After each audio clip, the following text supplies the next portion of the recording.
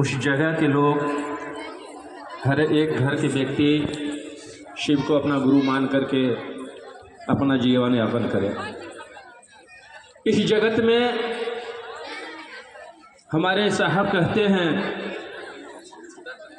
कि जितने शास्त्र उल्लेखित हुए हैं, जितने वेद उल्लेखित हुए हैं, जितने उपनिषद उल्लेखित हुए हैं, सभी शिव के हैं। उन्हीं के द्वारा आया हुआ ज्ञान शास्त्र बनते हैं, उपनिषद बनते हैं और वेद बनते हैं। उन्हीं का संदेश ये भी है जो हम लोग दूसरा सूत्र करते हैं, गुरु चर्चा। क्योंकि साहब श्री हरेंद्रानंद के माध्यम से हमारे शिव ने, हमारे आपके गुरु ने यही आदेश दिया था, हरेंद्र तुम जो करते हो दूसरों से करने के लिए कहो। आज उसी का परिणाम है कि ये शिव की शिष्यता।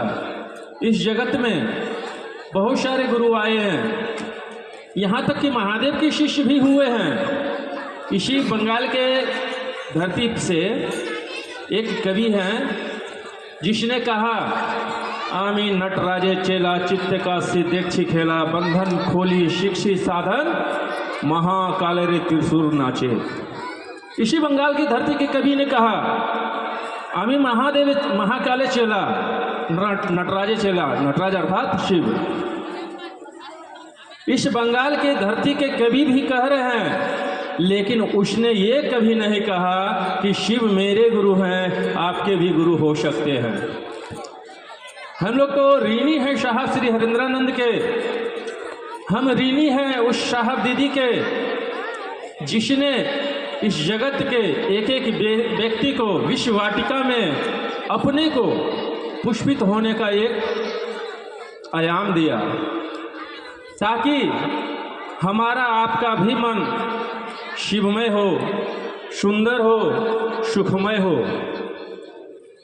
अभी हम लोग जितने भी सुने हैं, 3 सूत्र के माध्यम से सारे गुरु भाई बहन के माध्यम से सुने, लेकिन हमारा आपका मन रुकता कहाँ है? हमारा आपका मन झुकता कहाँ है? हमारे मालिक एक बात कहे कि शिव मेरे गुरु है। अगर इस बात पर आपका मन अगर टिका जाए, शिव मेरे गुरु हैं, इस बात पर अगर आपका मन टिक जाए, फिर इस जगत में आपको जीने का एक कला आ जाएगा। आपके पास फिर ये नहीं कहने का मौका मिलेगा कि इस जगत में आए और उस महासत्ता को हम अपना गुरु नहीं बने। ये पहला मौका मिला है इस कालखंड के प्रथम शिव शिष्य के माध्यम द्वारा कि हम लोग को 3 सूत्र मिला उस महागुरु महेश्वर शिव के शिष्य बनने का। शिष्य बनने का अर्थात ये नहीं है कि हम लोग झोला झांगी उठाएंगे और जंगल में तप करने जाएंगे, ऐसा नहीं है। यहाँ है आपका मन शिष्य बन जाए अपने महादेव का, जिस महादेव की हम लोग सदियों से पूजा करते हुए आए हैं।